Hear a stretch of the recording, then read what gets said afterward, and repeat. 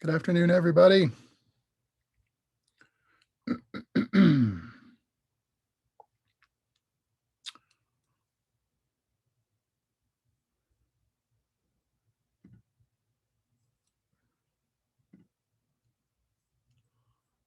Okay, admit.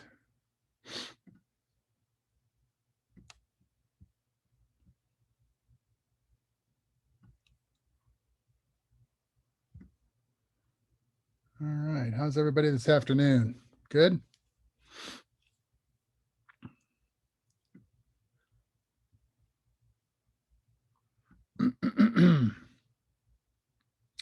Okay, let me get my screen share going. Oh, do you guys see my screen already? Did I get that up? Okay, good.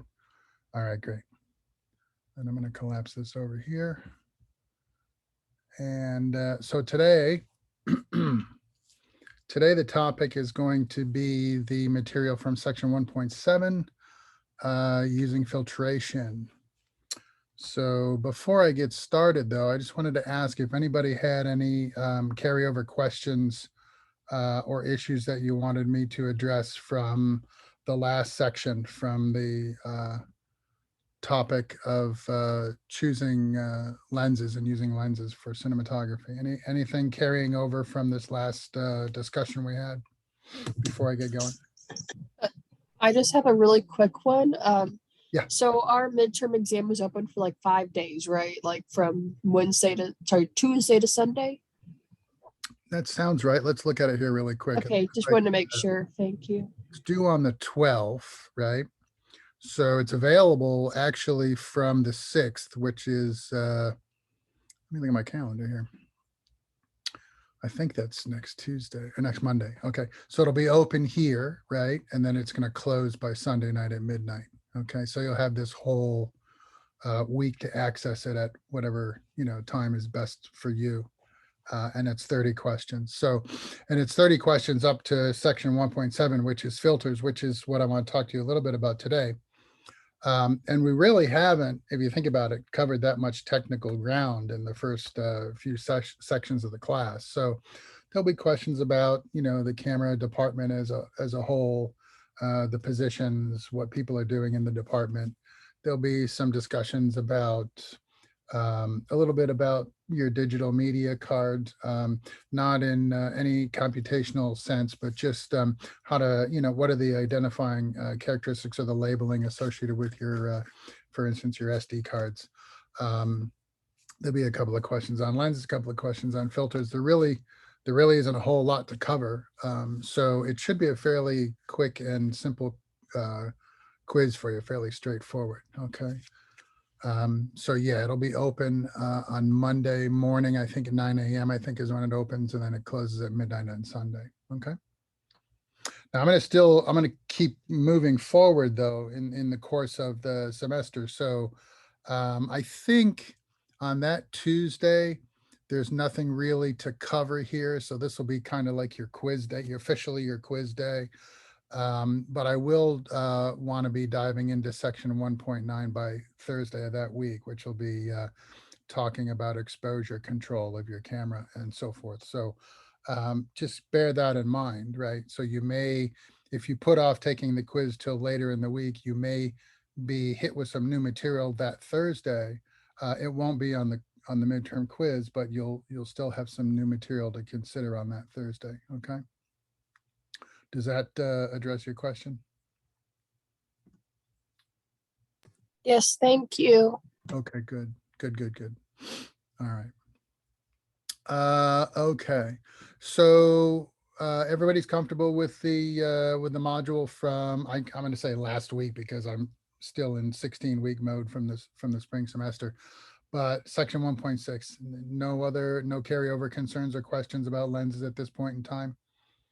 We'll keep talking about lenses in different ways in the next few sections, particularly on exposure and certainly on composition and framing. So that conversation's not over with, but section 1.6 kind of opens up the conversation about what's going on with lenses and gets you start to thinking about, options in terms of lens selection for field of view and for other performance factors associated with your lenses. So if you're comfortable with that and you're okay with it, we'll move forward with filters today. I just want to talk to you for a little while about filters. This is a fairly easy topic to broach. It's usually one of those sections that gives everybody a little bit of a breather from some of the other intense topics that we have to cover. Filters is, in a lot of ways, it's a creative choice that you can opt to work with in camera in the moment of conception. And I like doing a lot of things in terms of cinematography in camera in those creative moments, because I think that's when all the energy seems to be focused on that scene, or that that maybe it's only a couple of shots that you're doing, maybe it's a whole scene, maybe it's a sequence of scenes, but it seems to be when we got a camera in front of us, when we're on the set, when we've got all the crew around us and we've got all the lighting going on, we've got our location going on and our art direction and our wardrobe, and all of the departments are contributing and everybody's kind of focused on that moment, and we're all thinking about this thing. That's when I like to do the most in-camera creative work, right? I don't like to leave a lot of decisions till post-production. And the reason why is because there's a certain I think there's a vibe, there's a magic that happens when everybody gets together on the sets, particularly on a on a major professional production, when you've got people that have been thinking about this stuff for weeks and preparing and building things and organizing things and making sure logistically that all the parts are coming together on the right day for the shooting of a certain scene or a certain sequence. And all of that energy, I think, contributes to how you think about how you look at a situation. And sometimes a choice that you'll make in those moments, I think, is sharper, more somehow more in tune to what you're, ultimately what you want this project to look or to feel like in its completion. Um, and sometimes that vibe is something that is only sustainable in those moments when you have everybody together and you're doing these things in concerted effort. Every department is bringing their plan into the room, into the stage, into the location, and making it happen for the camera, and the director's there with the actors, and everybody's kind of focused in. Sometimes I think if you leave decisions, creative decisions, till days or weeks or sometimes even months later in post-production when you're working on a film, um, you may not see the situation with the same eyes that you saw it when you were in that moment with all those elements together, right? Um, and so it can maybe in some ways minimize maybe the creative uh, energy or the creative decisions you might have made in that moment by foregoing the decision until much later when you're in a different mindset. A lot of times in post-production, after principal photography is over and the smoke clears and all the gear has been returned to the rental house, and the actors are moved on to different projects and the crew is disbanded and on different things, and you're in post-production doing color correction or doing editing or something, and you're working on this film. You enter a different kind of headspace, um, and so decisions that you might make in those moments in an editing suite or a color correction suite weeks after the fact might be affected by things that wouldn't have affected you on the day that you shot your content, like did you get a good night's sleep the night before? Do you have personal problems in life that are, affecting your ability to focus on your work at this moment in time that weren't happening, 6 weeks ago when you shot this scene in the first place?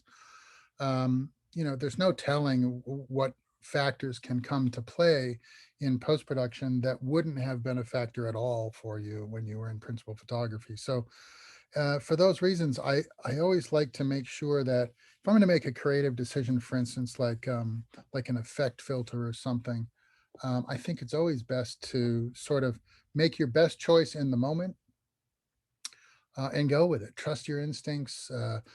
You know, talk with your collaborators, your cinematographer, your director, maybe your lighting designer, your production designer. Talk about things that you're going to do in camera in those moments, and make sure everybody's on the same page. Make sure you all feel the same way about the choices you're making, and be bold, and be willing to take to take those risks and commit to a creative impulse, because you're going to have all of those factors that are happening in the moment on the day of principal photography that are going to be weighing on your decision, that won't be present many weeks or days later in post. So filters is one of those choices. You don't have to choose filtration as an in-camera, baked in, if you will, look for your video.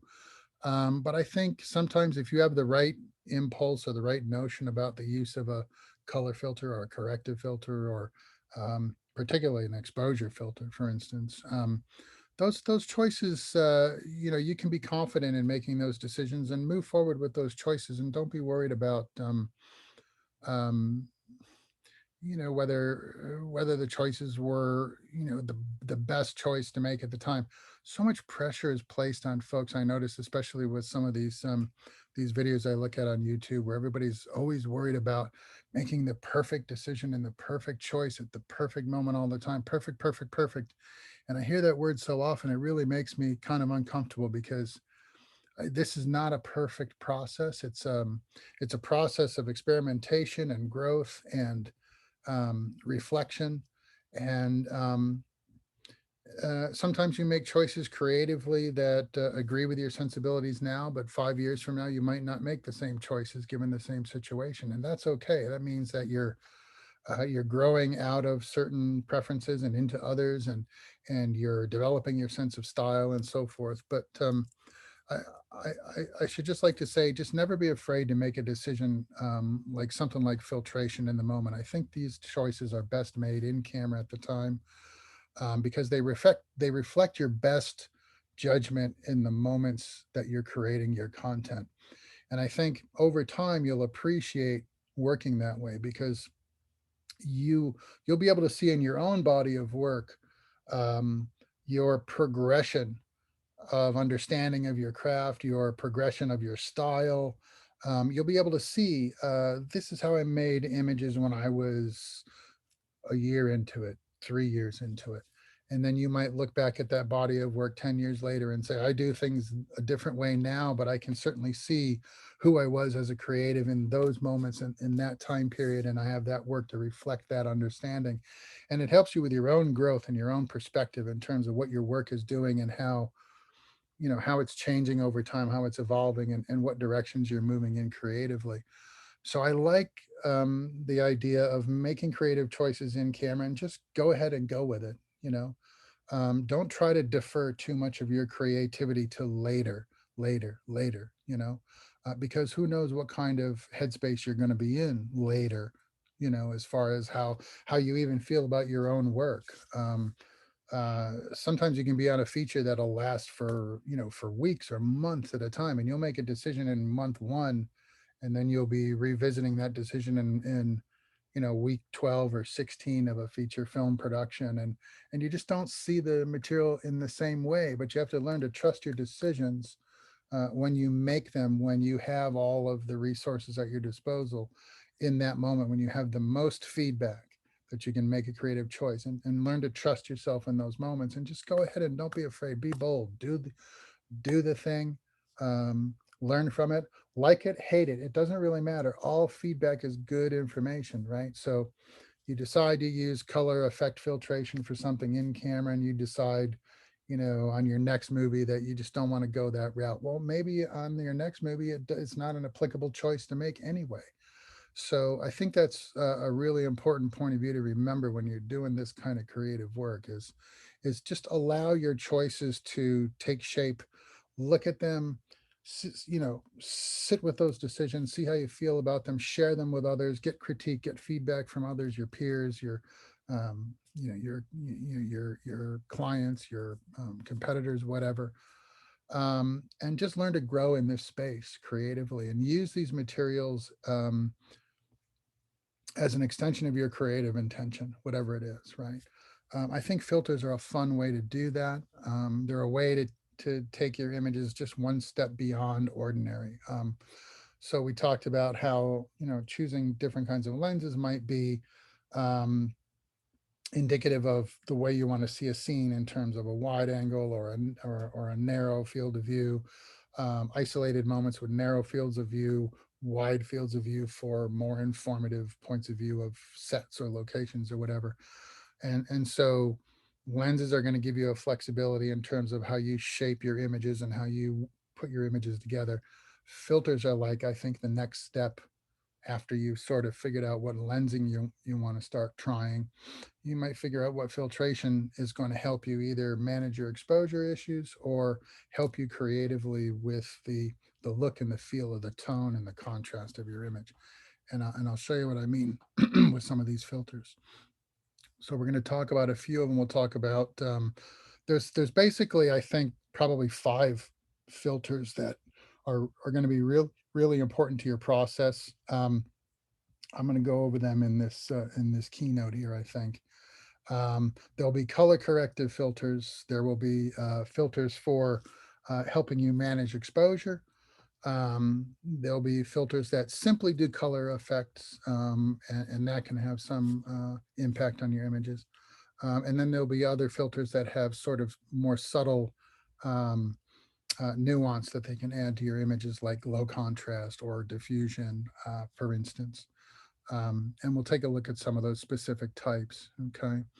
Um, Filters can be accomplished digitally. There are plugins for like After Effects and Final Cut Pro from, for instance, Tiffin filter manufacturers has a digital filter suite that you can load into your NLE as a plugin, and most of their filter catalog can be applied to your video images digitally after the fact. And that can be fun and that can be a flexible tool. But like I said, I like the idea of doing these things in the moment when my creative impulse is at its highest. When I'm in the zone, if you will, thinking about the images and what kind of filtration I might want to add. So I always think of it as something that happens at the point of conception of the image, and I rarely think about filtration as a post production aspect. Um, Now, having said that, you can certainly shoot things um, in a way that a digital filter can be applied later, but where you shoot your images sort of unaffected in their rawest form. You can shoot that way. It's a particular approach to image creation digitally that we're afforded with these new cinema cameras. Um, that's a fairly complex workflow. It might not be the way you want to work initially at this stage in your career. So think about filters as something you do in the moment, right? And then embrace it or not. It's really entirely up to you. It's really kind of a creative choice for the most part. Um, there are a couple of videos that I've put up on YouTube. The links are here, and I think I've provided them for you also in your on your videos page in web courses. It's a fairly extensive look at filtration, different types of filters, different ways of applying filters to your camera lenses, different styles of filter connectivity, different types of filters and their effects and the things you can do to your images. Those are on YouTube. I did these a few years back in conjunction with Los Angeles Film School. It's a fairly in-depth series.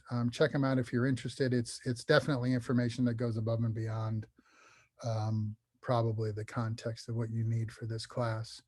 But if you're interested in this and you want to know a little bit more information, those links are available to you. Okay. Um, okay. So in photography, like in cinematography, the filter is a camera accessory, just like your lens would be. It's typically glass, not always, but typically a glass accessory that can be attached to the lens, in front of the lens, behind the lens, sometimes internal in the cameras themselves. And it's an effect that's placed in the optical path. So light's passing through the lens, it's going to also pass through the filter, and whatever attributes the filter possesses will be imparted onto that into that image. Okay. Some of these filters are round, some of them are square, some of them connect by threaded accessory on the front of your lenses, some of them require the use of a matte box. I'm going to look at some of these different variations with you here over the next few minutes. Okay. Some of these filters will have an effect on your overall exposure. Some of them will change the color quality of your images. Some of them will correct aspects of the images that you are trying to fix in camera, like reflections or saturation of colors, or control of brightness and darkness in the exposure of your image. Okay. And we're going to look at a few of the basic ones right now. I've given you a video in your on your videos page in web courses, and it's an interview with Ira Tiffin. He's the founder of the Tiffin Filter Company. I think they were bought by Schneider late last year, so now they'll be the Tiffin Company, but under the Schneider optics umbrella.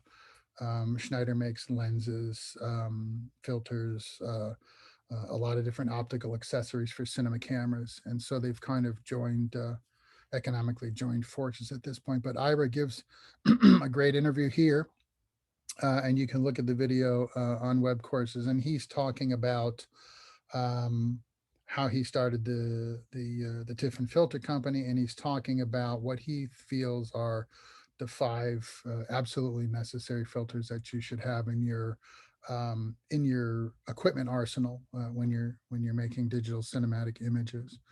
Okay, I'm going to talk to you now really quickly about a couple of different styles of filter. I won't get in depth here in this discussion as I do in the full-blown lecture video.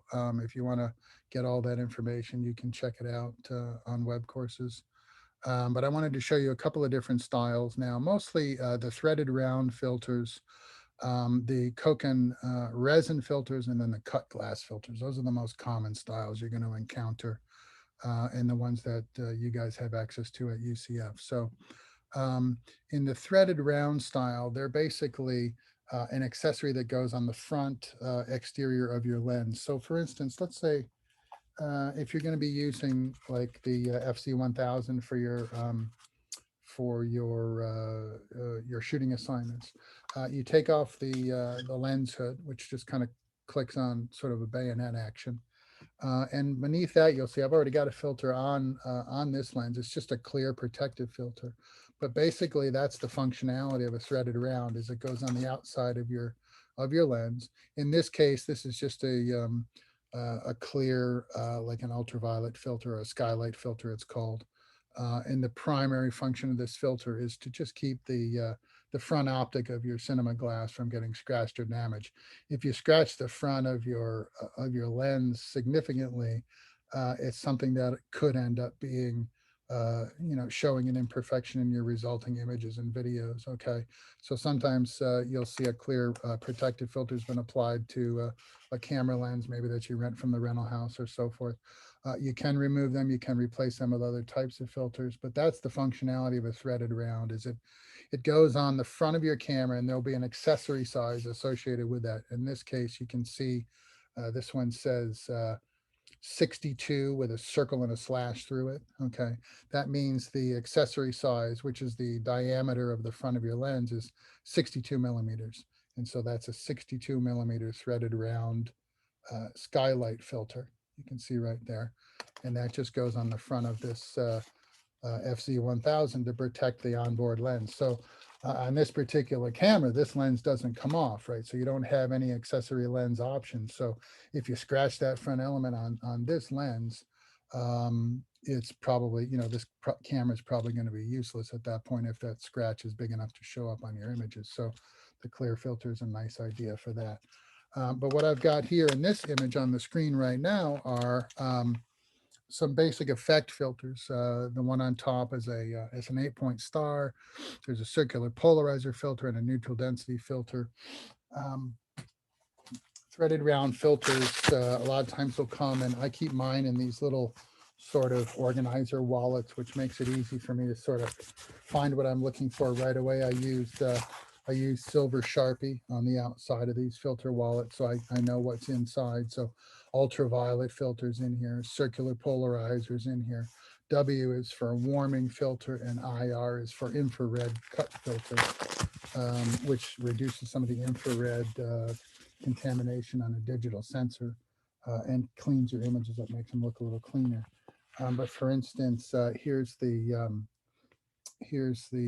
warming filter that's in the kit. And if you look at, for instance, the skin tone, let me see if I can get my forehead in the image here. You can kind of see how it sort of adds a little warmth to the skin tone here. It's a very subtle filter in its effect, and yet you could do this in post-production, I suppose. And you may feel that you'd rather do something like this in post-production rather than correct it at the time and when you're shooting.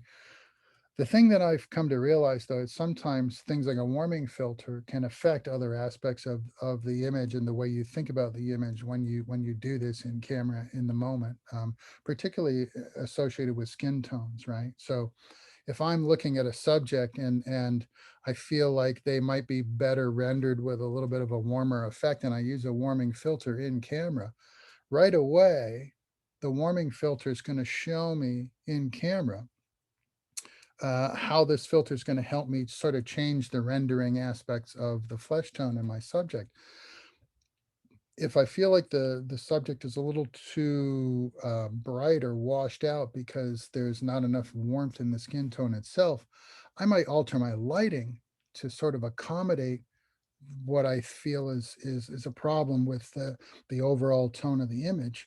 And if I put the warming filter on and I start seeing how the tones are going to play down through a warming filter like that in the final image, I may or may not make a lighting adjustment based on use of this filter. So in post-production, if I was going to apply the warming filter later, I would have to do it after I had made other adjustments with lighting that may or may not have been necessary had I just applied the filter at the time of shooting. So think about that as an implication for choosing to use a filter in the moment or not. Got another set of filters here. These are some more corrective filters. 81 series is a bluer or a cooler sort of corrective measure that you might take. I don't know if you can see what's going on here. This is an 81C. Actually, 81C is a warming. I'm sorry. So these are some more warming. I have some 82 series around here somewhere that have a cooler effect to them. Also, close-up diopters also come in threaded accessory. And these are super handy. They're like magnifying glasses for the front of your camera lens. So they can help minimize your minimum focusing distance. For instance, if you're shooting with an FZ1000, for instance, you might find that your lens has a minimum focusing distance of maybe, let's see what it says on this lens barrel here. If I can see, oh, it's not marked. Okay, it's probably going to give you a minimum focusing distance of something like 23 30 inches, maybe, minimum focusing distance. So you might be fairly far away from your subject and you might not be able to fill the frame with a smaller object, for instance. And at that, say, 24-inch distance, that small object is really small in the frame, and it's not the kind of compositional result you were looking for. A close-up filter will help you close that distance down and make the smaller object larger in your field of view and still keep it in focus at the same time. It's a handy accessory to have, and that's something that typically you see in a threaded around filter. The thing about threaded round filters that we've got to remember is that they come in specific sizes, right? So I showed you a 62 millimeter Skylight filter, for instance. Well, what happens if you have lenses in your lens set of different accessory sizes? Well, what you can do is you can go to the extreme of, buying filters for each size of lens that you have in your arsenal, or you can buy the largest filter that you would possibly need, based on your largest accessory requirement. 77 millimeters, for instance, on say a Sigma 50 to 100 zoom. And then buy adapter rings to make that larger filter fit on some of your smaller accessory sized lenses. Like my 50 millimeter I showed you guys on Tuesday, the little photographic 50 millimeter lens. This accessory size is only 49 millimeters, right? Um, and a filter designed to fit this lens is definitely not going to fit my Sigma 18 to 35, let's say, or my Rokinon 35 or my Rokinon 50.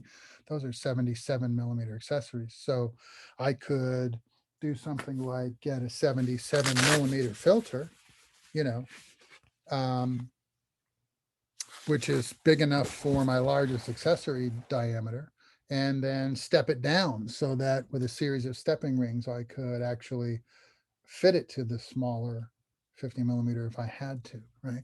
So step up rings are something that usually come part and parcel with threaded accessory filters if you have a variety of different lenses that you're trying to use at the same time.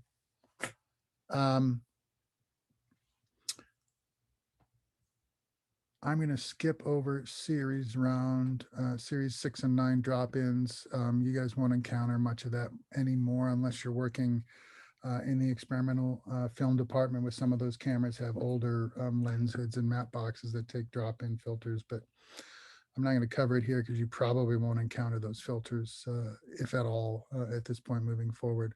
Resin filters are kind of the same situation. These are for film cameras specifically. I used to use Resin filters when I was a camera assistant working with Panavision film cameras because you didn't put filtration on the front of the Panavision Primo zoom lenses. They were far too large, and it would make things very unwieldy to have filters that are very large and have to handle that kind of thing. So basic color corrective filters in a Panavision film camera were placed in a special uh, reservoir behind the lens flange so that the filtration would happen somewhere between the projection coming out of the lens before it strikes the film, and the little retin gels or very small gels that would fit in a little drawer on the side of the Panavision camera.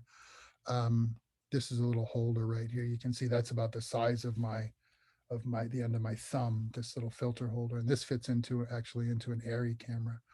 But we'd trim a little piece of a retin gel out, put it in the filter holder, and place it in a slot behind the lens mount on the film camera, and achieve color filtration in that respect.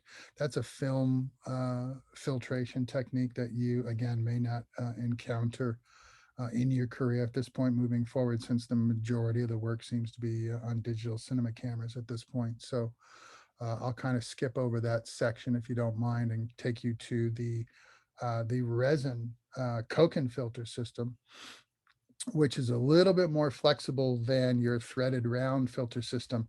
And it's very similar to the cut glass series of filters you'll use with professional digital cinema cameras. So the Cocon filtration system, if you want to think about it, is kind of like a starter kit, really, to get you thinking about filters in terms of the effects that they do and so forth. And then don't worry so much about connectivity. There's a series of adapter rings and filter holders that will accommodate your filters on a majority of different lenses of different sizes and so forth. And I have some of those here. What I do with my Cocon filters. Here we go. So the Cocon series is going to be similar to our professional cut glass in their shape and in their selection as far as effects and so forth you can achieve with these filters. It's a two-part system. So there's an adapter ring that's going to fit kind of like the accessory size on your lens that you would pick for a threaded round filter. You'd pick an accessory ring to fit that lens, and then a filter holder which will accommodate that accessory ring. So you're going to apply this to your lens, and then apply the filter holder to your accessory ring. They kind of click together like so, and then you have this holding system to accommodate the different filters that you're going to apply. So, for instance, here is a neutral density or gray filter in the Cocon series of cut resin filters, and it's just a square filter, right? And it's not made out of glass; it's made out of optically clear resin, which is a fancy way of saying it's it's a plastic filter. But it's going to be similar to our larger 4x4 professional cut glass filters in its shape and in the way it attaches to the lens. So you've got your filter holder and adapter ring situation. You've got your resin filter that you want to use, and it'll just sort of fit in the slots here of your filter holder, like so. And you now have attached that to the front of your lens. So if I wanted to use this, for instance, on my FZ1000, the only limitation would be I would have to remove my lens hood, because the lens hood can't accommodate the filter holder, and then attach the filter holder to the front of my lens. And then I have, in essence, a holder that can accommodate up to, I think there's 3 slots here for 3 standard size filters, and then 1 slot for a rotatable filter like a polarizer. So this is an interesting system. It allows you to use several filters at once in the filter holder. They're all kind of the same. You pick one size of filter in this series. In the case of the Cocon filters, there are 2 filter size series. Series A filters are designed for smaller photographic lenses like these, and they tend to be about maybe 2 inches square. And then you have the P series, P for professional, and they're a little bit larger than the A series, and they'll accommodate lenses up to an accessory size of about 77 millimeters, which is the largest adapter ring that I have in this series. So your Rokinon prime lenses, for instance, that you will use with your Ursa cameras and your Canon cameras, 77 millimeter is the P series in the Cocon. And you can use this style of filtration with your cinema lenses. Okay, and they come in all the same kind of shapes and flavors that you can get in the larger professional series. So Cocon filters are fun. They're fairly inexpensive. The Cocon brand is available through Amazon, and the filters range anywhere from about 10 to maybe 30 or $40 a piece, depending on the effect you're looking at. You can get them also through some of the Chinese distributors, and you can save a lot of money that way. You can get whole kits, with a handful of filters and adapter rings and holders and so forth through Amazon for relatively inexpensive money, which makes it kind of a fun way, excuse me, to experiment with filters, because it's not a real costly endeavor for you to have a few different styles of filtration to play around with.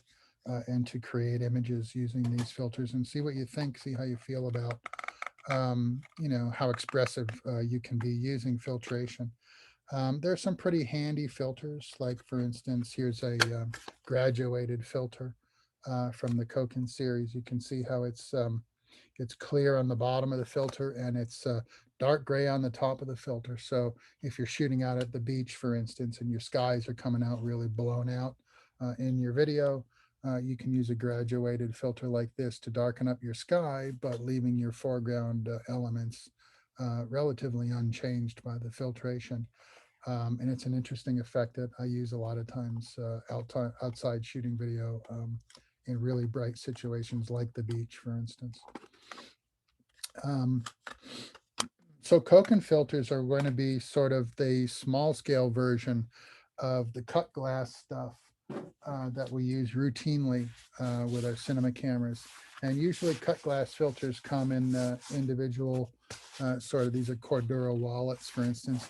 This is just basically a clear filter that I'm going to show you, but it shows you what a cut glass filter is like. So they're fairly thick.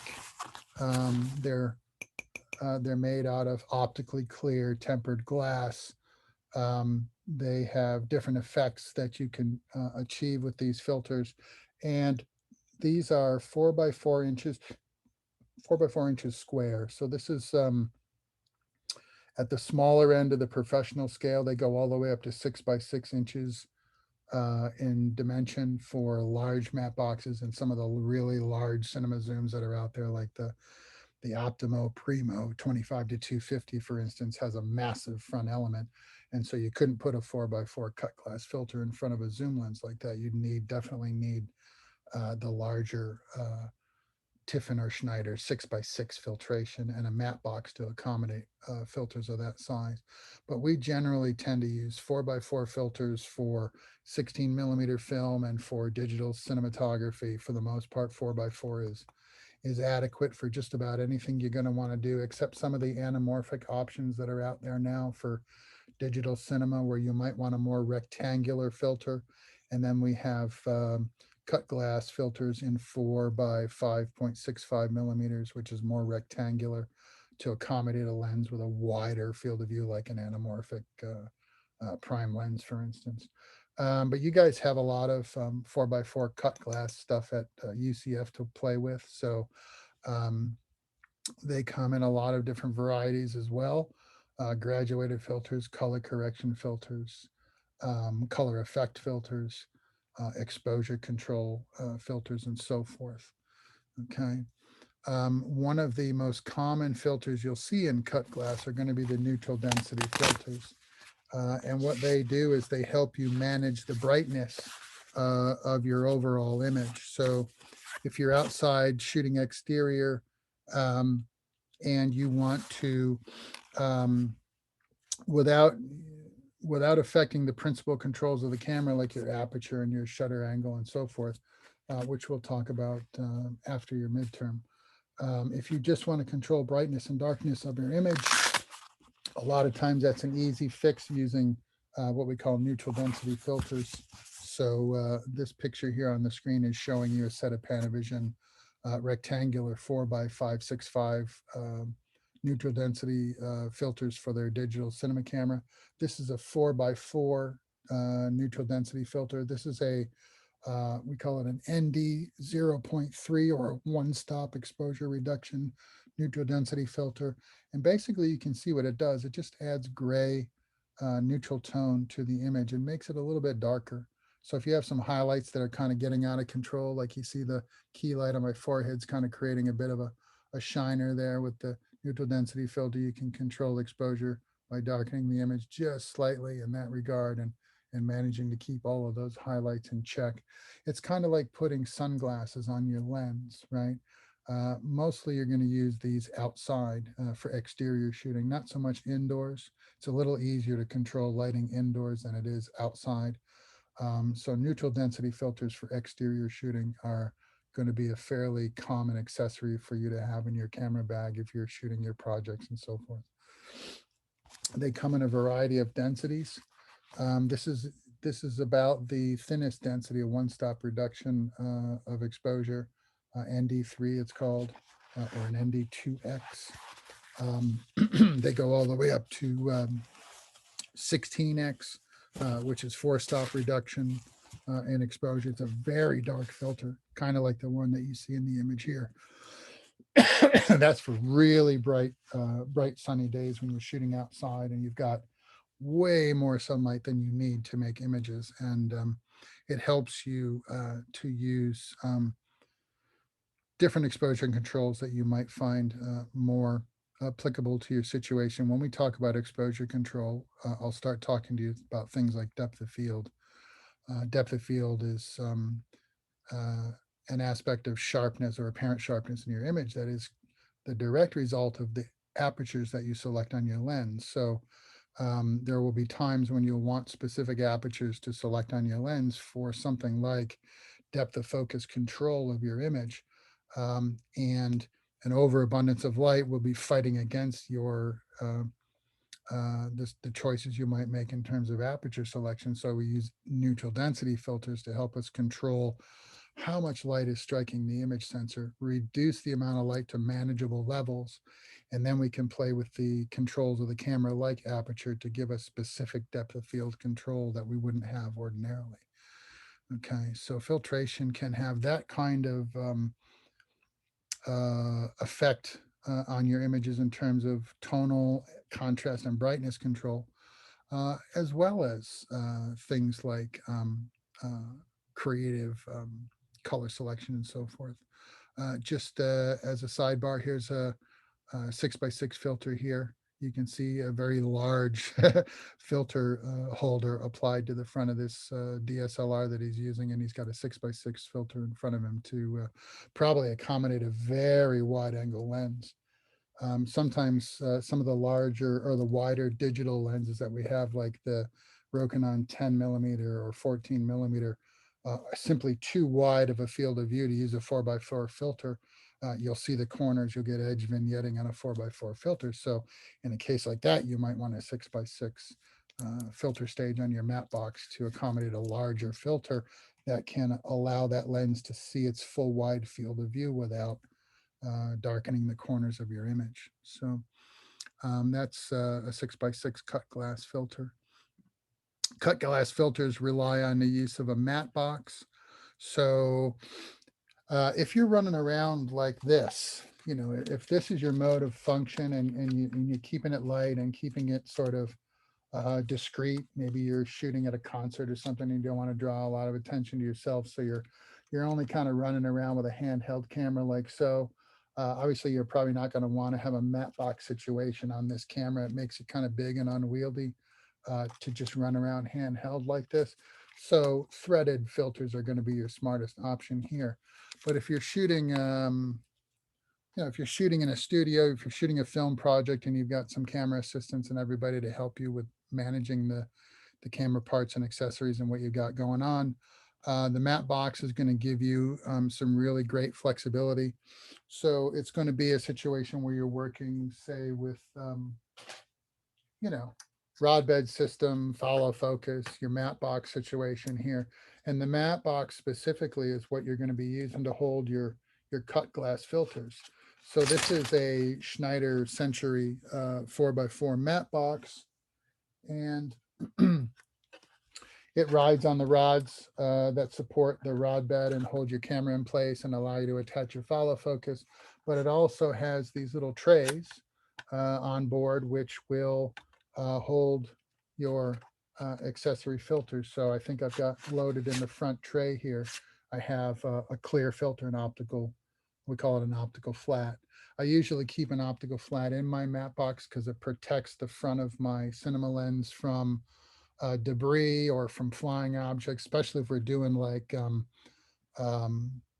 working with ordnance, gunfire, and so forth. You want to keep the front of your lens protected. So I usually will have an optical flat loaded in the matte box at the very least to keep my lens protected. And then there's usually a second stage in a matte box that'll give you a second filter option. So you can load up, say, maybe a color corrective filter in the back tray, or you might put a filter that needs to be rotated like a polarizer in the back tray, and then you can stack the two, so you have the possibility of having two filters working at the same time in your matte box. Okay, and they just kind of ride in there like so. And then the matte box is either going to float in front of your cinema lens. This dimension right here happens to be, I think it's 95 millimeters across. So some cinema lenses natively have a 95 millimeter front, and the matte box will kind of slip right over the front of that lens. Otherwise, you have a little kind of a cowling adapter here. This one has an adapter ring on it that goes from 82 to 77 millimeter. So I could, in essence, attach this Cowler reducer here to my matte box, and then this would thread on the front of, for instance, my Rokinon Cinema Prime. And then the matte box would be riding on my rod bed and attached to the front of my cinema lens at the same time. And it makes it all kind of one sort of married unit. You know, the camera body, the lens, the matte box, and the rod system all becomes one big unit. And it becomes more manageable and easy for me to handle the equipment. So like on my Ursa Mini, you can see here how I have the matte box is sort of married to the front of my Rokinon 35mm with the reducing ring, and it's all connected. It's connected on the rods at the bottom, and it's connected to the front of my cinema lens. And so it just, you know, in the course of handling this camera, it's so big and sort of unwieldy in many cases. There's times when, especially if we're working handheld or wherever, you might have a tendency to grab the matte box, and having that matte box married to the front of your cinema lens makes it an added stable factor when you're dealing with a camera that's this big. So I like those matte boxes for that reason specifically. They also, in addition to holding your filters, offer you a measure of sunlight control, flare control. They have these little knobs, and as you rotate them, you can rotate in a set of eyebrows, we call them. And depending on what lens you have, the field of view, you adjust these eyebrows accordingly. So like a 135mm lens is going to have a real sort of narrow field of view, and you might want to adjust your eyebrows all the way down to help you with added flare control, especially outside. The minute you put a glass filter inside your matte box, you can kind of see how it's catching my key light here as I rotate it around. It's going to catch sunlight in the same way outside. So these eyebrows help keep flares from getting into your lens when you're shooting outside. So the matte box has this sort of added control, as well as holding your holding your filters, which makes it kind of a nice accessory to use if you have the help to manage all these accessories at the same time. So keep that in mind whenever you're shooting. There's different kinds of matte boxes. This is called a swing away matte box. It's designed not to marry directly to your lens like the Century Vocus matte box that I showed you here, like the ones you have at school. But rather it rides on the rods, and it can swing away from the lens and allow you to do fast lens changes. So if you're working with a lot of cinema primes and you're on a TV show or you're on a feature film, and your cinematographer is asking you to change between different lens sizes a lot, rather than have a matte box that's connected in so many ways to your camera, it might be easier for you to have a swing away matte box that'll allow you to facilitate lens changes a little quicker. Just bear in mind that a swing away matte box, by virtue of its design, is not as sturdy as a matte box that is married to the rods and to the front of your lens at the same time. So it's a little bit more delicate in terms of its functionality, but it gives you that speed and efficiency in changing lenses out much quicker by just pulling up this little knob here on the side of the matte box and swinging that thing right out of the way. Change your lens, put your new lens on, swing the matte box back in position, and you're ready to resume shooting. So a swing away matte box in a studio situation where you're using a lot of cinema primes might be the way you want to go. And then it accommodates your filters. Obviously you have trays here you can hold up to, this is a Red Rock micro swing away. It comes with a standard 2 filter tray situation, but you can expand it out to hold as many as 6 filters with additional filter trays that attach to the matte box. So this is a fairly flexible matte box in that regard. There's also things like clip-on matte boxes. There are some interesting brands out there now, like Bright Tangerine, and Tilta has a series of ultralight clip-on matte boxes now that'll hold 1 or 2 filters, and they attach to the front of your lens, not your rod bed rods at all, just the front of your lens by virtue of an adapter ring, kind of like the Cocon filter stage. You know, you can have a clip-on matte box that works in the same in the same way, using an adapter ring to mount directly to your lens. They're smaller and lighter. In some cases, they're more practical kind of a filter matte box to use, like if you're working with Steadicam or a gimbal. Sometimes the larger matte boxes can add additional weight to a Steadicam that make it harder to balance the camera on a gimbal assisted rig. So a clip-on matte box, a lightweight clip-on matte box like a Bright Tangerine might make a lot of sense in that respect, or the new Small Rig Mini matte box, because they're very lightweight. They'll hold one or two filters, just just the bare minimum that you need, and then offer you the flexibility of a matte box protection for flares and for holding filters, but not a lot of extra weight when you need to balance your gimbal. Okay. Okay, so the types of filters that we're talking about here, color correction filters. So color filters, these are easy to do in post. You can also do them in camera. When you add a color corrective filter to the lens, it's gonna apply that color to everything in the image. And before we had LED lighting, which is kind of going crazy with RGB color control now with LED lighting. Before we had that, color filters a lot of times would make a lot of sense because they would help us get some interesting effects and create some interesting tonal quality in the images that we're creating in camera. But I think now we're kind of moving away from in-camera color effect filters and going more with LED, RGB color controllable lighting instead of filters for the lens. And then if we need any additional color saturation, we add that in post.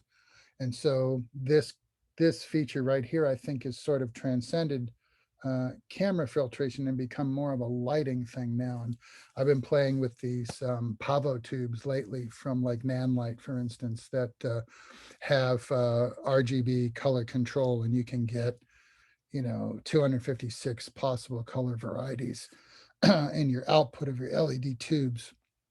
And it makes it very creative and a lot of fun because now when you're adding color to your lighting instead of color to your lens, when you add color to the lens, it affects the whole frame, right?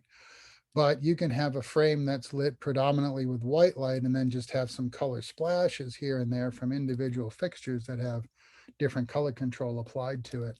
And I think that adds a new layer of complexity to how we can control the look and feel of our images. So I kind of like that option at this point in time, having the RGB color fixtures for lighting, and then just add a little bit of extra color saturation in post for, to complete an effect. That's one type of filtration that you can explore. There are other types of color correction like, filtration correction like diffusion. Okay, one of the biggest complaints that professional cinematographers had in the onset, the early onset of digital cinema adoption, was they felt like the images were too clinical, too sharp looking. Even the HD resolution video, in many cases, can have a very, I call it toothy, very edgy, hard, crisp, edgy feel to the images, which can sometimes feel a little artificial. Excuse me. So diffusion filters can be added to the front of your lens to sort of, we call it taking the curse off the sharp, the overall sharpness of the image, just soften it in interesting ways. Diffusion is a very organic softening process. It's not a wholesale softening of the whole image. A lot of people confuse the notion of a diffusion effect with simply an out of focus image, right? And it's not quite the same thing. Usually what diffusion will do is it will soften up and sometimes sort of bloom or exaggerate highlights in an image, but it will leave shadow values and mid-range values fairly unaffected. So you'll have a sense of the image still being sharp, but somehow it has a softness around the edges that is maybe hard to explain, but you sort of understand it when you look through a diffusion filter, and you can see how it kind of softens up some of the harder aspects of spectral highlights and things. This is an effect that's very hard to do in post-production. Digital diffusion effects in Premiere and in Final Cut generally don't have the same nuance that you can get using diffusion filters in front of the lens. But in order to get a sense of what diffusion filters will do for you, you're going to have to experiment, because it's very hard to articulate just, me sitting here telling you what, for instance, a soft effects filter is going to do versus a glimmer glass filter. You really have to look at the two different kinds of filters in a testing situation under studio lighting, and look at and compare the effects that the filters have. They have degrees of intensity or density to these filters. So you can get a diffusion filter with a very minimal effect, or a diffusion filter of the same style, for instance, with a very aggressive diffuse quality to it. And so you have to look at, and we have those on a scale of, say, 0 to 4, or 1/8 to full diffused correction, for instance. And you look at the different series and the different densities of effect, and you decide, well, for certain types of photography, I like just a very minimal amount of diffusion, just enough to take that clinical hard edge off the images, but not so soft to where it makes the images look soft to the eye. And that might be an 1/8 or 1/4 diffusion effect in a series of diffusion filters.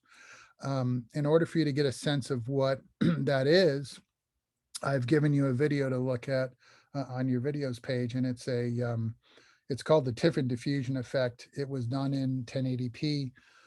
They take a number of different filters. I think there's maybe 20 filters that they look at, styles of diffusion. And then they'll show you comparison with and without the diffusion on a studio lit image, somebody sitting on a stool in front of a camera, couple of different young ladies, I believe. And you'll just see the image without the filtration and then with the filtration. And then they'll A/B it a couple of times for you to get a sense of what that particular style of diffusion filter is, what it's doing to the image. And then you kind of pick the one that you like, the one that you think has the effect that you're looking for. We use diffusion filters a lot for actors in their close-up shots. Wide angle shots are more accommodating of contrast, and they need a little bit more sharpness in many cases when you have a wide field of view and there's a lot of information in that frame that you need to interpret or understand as the audience. But when you get into somebody on a close-up, and you're talking now about, getting into these intimate performative frames where you've got a very close-up view of somebody's face, the last thing I think sometimes you want to do is see, the sharpness reveal itself in the pores of somebody's skin, or little flaws or scars they might have in their skin, or very some actors, particularly ladies, might have hair follicles that are visible in close-up that you can't see in a wide angle, and they'd really rather not have that kind of imperfection, if you will, revealed on camera in a close-up. And so you might use a diffusion filter to just sort of soften and obscure some of those finer details, so that the focus of attention goes back to the key aspects of somebody's image, their eyes or their face, or the lighting that you've done to accentuate the shape of their cheekbones or their jaw. And you don't pay as much attention to laugh lines around the eyes, or overly large pores in the skin, or hair follicles that reveal themselves in close-up. So diffusion can be a cosmetic corrective solution to a lot of your filming. And so you might want to check out this video. You might find it very interesting to see the different styles of diffusion. Some diffusion is more aggressive than others. Some of it affects highlights more than others in your lighting. So certain kinds of lighting will be more friendly towards diffusion filters than other kinds of lighting. And just take a look at this and see what you think about that sort of study. What else have I got? I talked to you about the close-up filters. There's a video in on the web courses video page you can check out where this person is demonstrating what the close-up filter will do. He's taking a picture of a nut and a bolt on his workbench, and he shows you how the close-up diopter can get you physically closer to the subject that you're trying to photograph and get it larger in the frame. I talked to you about neutral density filters. These are really important in terms of the overall exposure control that you're achieving in camera, specifically outside. And remember, neutral density filters are like putting sunglasses in front of the lens, right? So if you're outside at a beach like this on a bright sunny day, in order to achieve a normal exposure like this, you might have to put a single or a double or even a triple layer of neutral density in front of the lens to just knock away some of the extra light that you don't need to make a good image, and only allow the best of the exposure light to get through your lens and hit your image sensor. So your neutral density filters are going to help you a great deal with exposure control for exterior shooting specifically. Okay. There's a little video from B&H on web courses for you to check out on how to use neutral density filters. This chart is going to make more sense to you after the midterm when I talk to you about exposure control and the role that neutral density filters can play in controlling exposure. It's just a chart showing you the relationship between the different densities of neutral density filtration, the thicknesses, in other words, the degree to which they are gray. And then it tells you how many f-stops of reduction in exposure each one of those filters is worth. It's not going to make a lot of sense to you yet until we have the exposure conversation. Just understand, you'll see this chart again next week and probably the week after that as well. But it won't hurt for you to take a look at it now. Just the areas shaded in orange are the ones that are going to concern us. The rest of this chart is for scientific applications of photography like astrophotography and stuff where we need much finer control over filtration and exposure than we do for videography. That's neutral density. Some cameras have neutral density filters built in. This is a Sony FS5. And on the side of the camera, you'll see there's a little knob and you can rotate it from clear to 2x. I think it's 4x, 8x, and 16x. 4 times the ISO, 8 times and 16 times the ISO, or in other words, 3, 4, and 5 stop exposure reduction in exposure using built-in filters in the camera. Most of the stuff that you guys have at UCF, the Blackmagic cameras, they won't have built-in neutral density with the exception of the Pocket 6K, which you guys just started getting in. None of your DSLRs will have built-in neutral density. If you want to use neutral density filters, for the most part in a cinematic application, you're going to want to go with accessory filters you'll have to attach to your camera in some way, either cut glass with a matte box or threaded glass that attaches to the front of your lens. Another important filter for you to think about is a polarizing filter. I don't know if any of you have polarizing sunglasses. If you go to the beach, if you surf or whatever, and you have polarizing sunglasses, you'll notice when you turn your head with polarizing sunglasses, you'll see the sky gets darker blue or lighter blue, depending on how you're looking at it.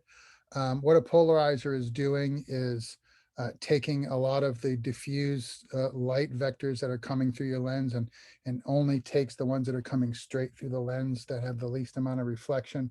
And as a result of that, the reduction of diffused light vectors means your colors will become more saturated, and you can control things like reflections in the surfaces of your subjects like water or glass. So here's a polarizer being used to shoot this little sort of pastoral scene at a little riverbed. And you see without the polarizer in place, you can see the sky reflecting in the surface of the water. But as you rotate your polarizer, and turn it for effect, you can see that the reflection on the surface of the water can be eliminated, and you can actually see through the surface of the water to objects that are underneath the surface, like this bed of river rock that's visible beneath the surface. The polarizer will also help you saturate your colors more. So here's the effect without the polarization, and then here's the same shot with the polarizer. And you can see how it darkens up the blue in the sky, and it saturates the red on the tile roof and so forth. And a polarizer will also reduce the amount of light coming through your lens, sort of like a neutral density filter, usually by about 2 stops of exposure correction, which again will make more sense to you next week when we start talking about exposure. Use of polarizers, B&H Kelby training video I've also picked for you. It's in web courses as well. Neutral density graduated filters. Okay, now we're starting to combine our terms, right?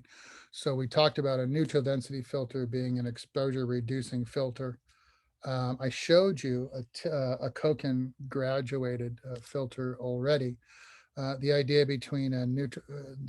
behind a neutral density grad filter would be the neutral density effect on the top of the filter, and then a graduated effect where there's no filtration at the bottom of the filter. Let me show you another version here. Here, neutral density 6, graduated cut glass.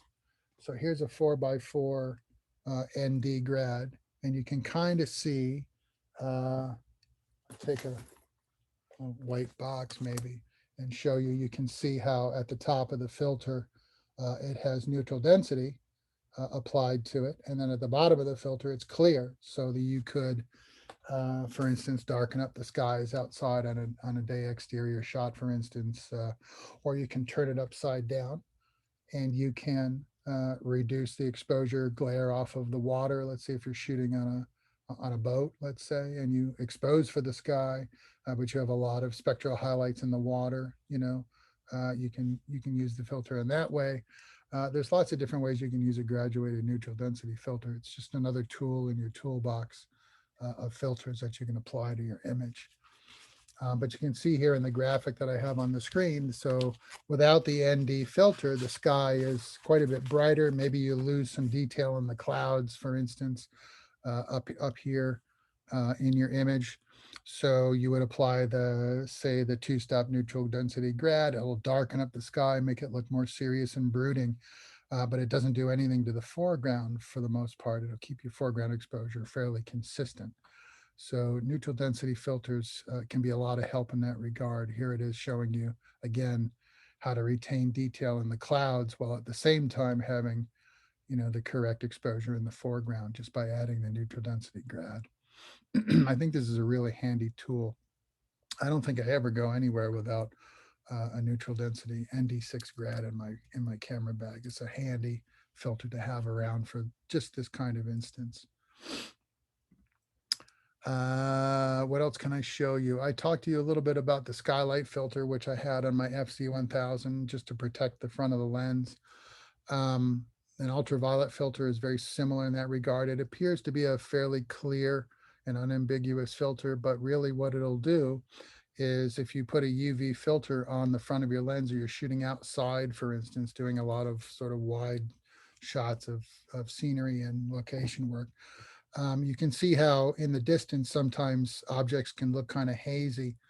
That is the ultraviolet sort of radiation happening in the atmosphere from natural sunlight, and an ultraviolet filter can cut through some of that and help you gain a little bit more clarity for objects that are deep in the distance of your images.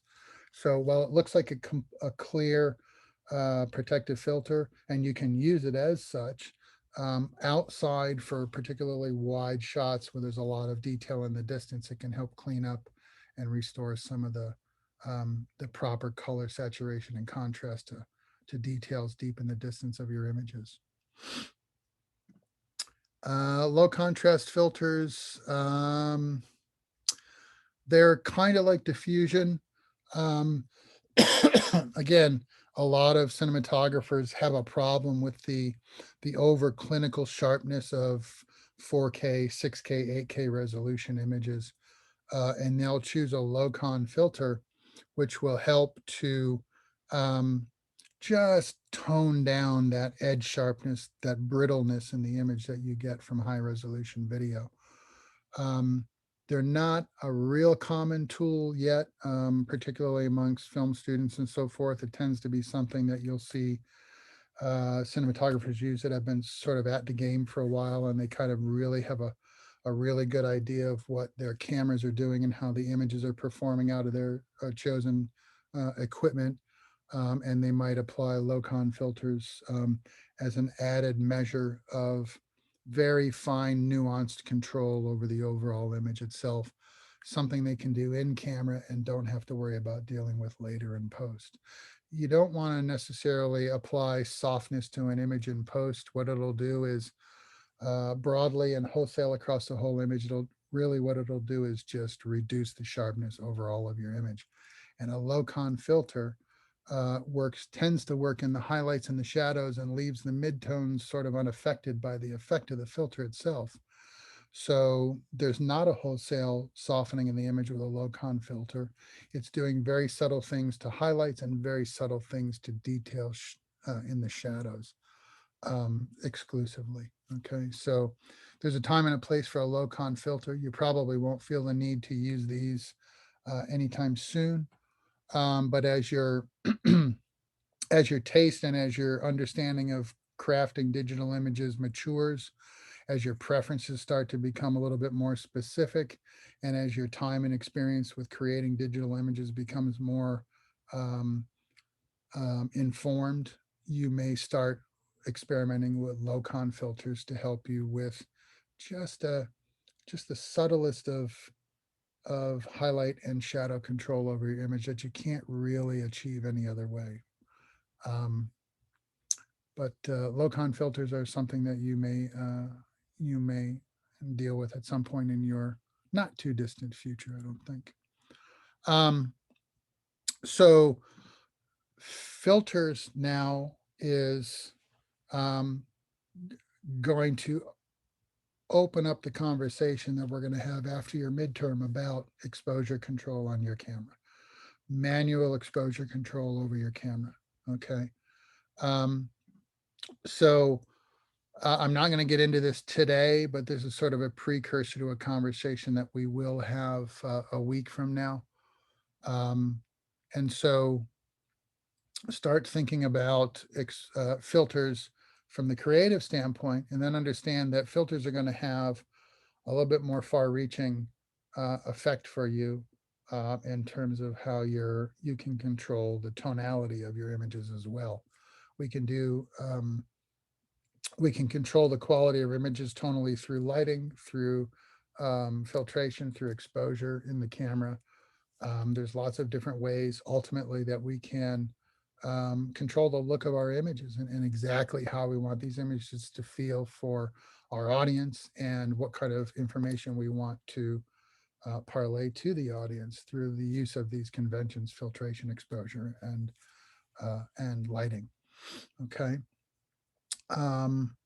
So that's kind of all I wanted to address in terms of in terms of filters today. I'd be interested in entertaining your questions if you have any at this point about any of this material, and understand that I think for you to get the full sense of what filters are doing, you probably might want to look at those added links I gave you for the filtration demonstration on YouTube. Check out your reading. And certainly look at those videos on web courses that I provided for you to get a sense of what what this whole topic is doing, what it's got going on. Okay. But how does this whole notion of filtration sit with you at this moment? Do you have any questions, feelings, or thoughts on the idea of filtration?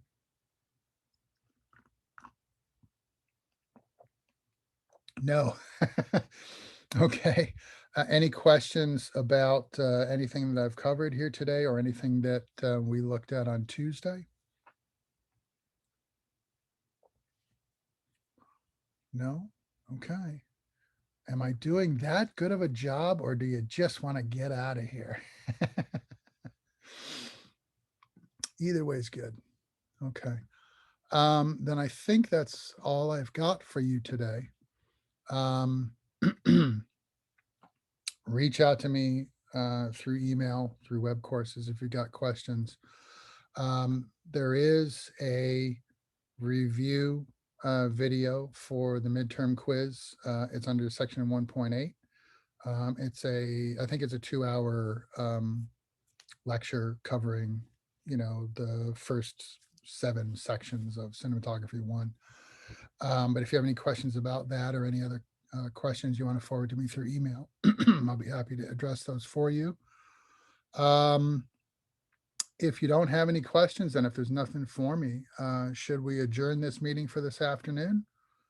Do I have a motion to adjourn? I have one motion to adjourn. Do I have anybody second the motion to call it a day? We have a second, a third, excellent, a fourth.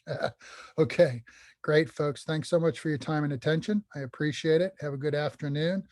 Email me if you have any questions or thoughts about the quiz. You will have all week to do it next week. Don't worry about it. So have a good weekend. Enjoy your summer, and I'll talk to you guys very soon. All right. Thanks a lot.